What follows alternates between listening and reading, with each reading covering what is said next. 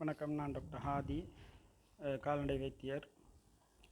கால்நடை உற்பத்தி சுகாதார திணைக்களம் கிழக்கு மாநிலத்துக்கு சொந்தமான சத்ருகொண்டானில் அமைந்துள்ள ஆடு இனவிருத்தி பண்ணைக்கு இன்று ஒரு சிறிய விஜயத்தை நான் மேற்கொள்கிறேன். அதனை உங்களுக்கு காட்டலாம் என்று நினைக்கின்றேன். இங்கே ஆடு இனவிருத்தி பண்ணையோடு ஃபோடோ ரிசோர்ஸ் சென்டர், அதாவது கால்நடைகளுக்கு தேவையான தீவனங்களை தயாரிக்கும் ஏற்பாடும் இங்கே உள்ளது. இது ஒரு 5 ஏக்கர் நிலப்பரப்புள்ள ஒரு பண்ணை. இதில் ஆட்டுக்கொட்டில்கள் அமைந்திருப்பதோடு, அலுவலகம் அமைந்திருப்பதோடு, கால்நடைகளுக்கு தேவையான புற்கள் இங்கே வளர்க்கப்பட்டு விற்பனை செய்யப்படுவதும் மற்றும் இங்குள்ள கால்நடைகளுக்கு தீவனமாகவும் வழங்கப்பட்டு வருகின்றது. இங்கே நீங்கள் பார்த்து கொண்டிருப்பது CO3, CO4, CO5 மற்றும் பச்சாங், ரெட் நேப்பியர் போன்ற ஸ்பினேப்பியர் போன்ற இனங்களும் இங்கே காணப்படுகின்றது.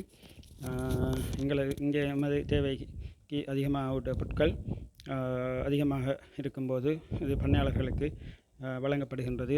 புத்துண்டங்களை இங்கே நீங்கள் பெற்றுக்கொள்ளலாம்.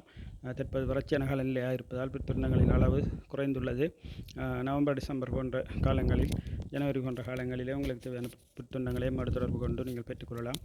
இங்கே நீங்கள் பார்க்கலாம், இந்த புட்கள் ஸ்ப்ரிங்க்லர் சிஸ்டம், விசேடமான ஒரு அமைக்கப்பட்ட ஸ்ப்ரிங்க்லர் சிஸ்டத்தினூடாக இந்த புட்களுக்கு தண்ணீர் பாய்ச்சப்படுகின்றது. இது ஒரு பவர்ஃபுல்லான ஒரு தண்ணீர் பாய்ச்சக்கூடிய, விசிறி அடிக்கக்கூடிய ஒரு செயற்பாடு. இங்கே நீங்கள் பார்க்கலாம், ஒரு 20 30 அடி வரை இந்த ஸ்ப்ரிங்க்லர் புட்களுக்கு தேவையான நீரை வழங்குவதற்கு பயன்படுத்தப்படுகின்றது. அதே போன்று இங்கே உள்ள இந்த புட்களை வெட்டி துண்டங்களாக்கி ஆடுகளுக்கு வழங்கக்கூடிய வசதி இங்கே உள்ளது. இதற்கான கிராஸ் கட்டரை நீங்கள் பார்க்கிறீர்கள்.